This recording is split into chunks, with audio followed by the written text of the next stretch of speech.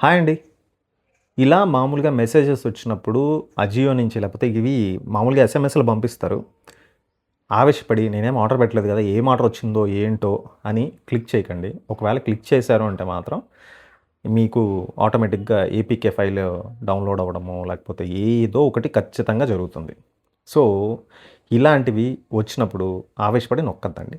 And ఇంకో మెసేజ్‌లు కూడా వస్తాయి. ఎలా వస్తాయంటే మీరు ఈఎంఐ డిలే ఉంది. డ్యూ ఉంది. చెక్ బౌన్స్ అయింది. ఈ లింక్‌కి క్లిక్ చేసి పే చేయండి అంటారు. సో, మీరు ఆవేశపడి ఓకే. చేద్దాం. ఏంటి నేను పెట్టాను గదా! అని చెప్పి టక్ టక్ టక్ టక్ అని నొక్కకండి. ఫస్ట్ మీరు బ్యాంక్ స్టేట్మెంట్‌లో మీ ఈఎంఐ ఉందా? లేదా? తర్వాత ఇలా ఆర్డర్ వచ్చిందా? నేను పెట్టానా? లేదు. సో, ఇంట్లో వాళ్ళు ఎవరైనా పెడితే కాల్ చేసి చెప్తారు. చెప్పలేదా? ఓకే. No problem. వచ్చినప్పుడు చూసుకుందాం.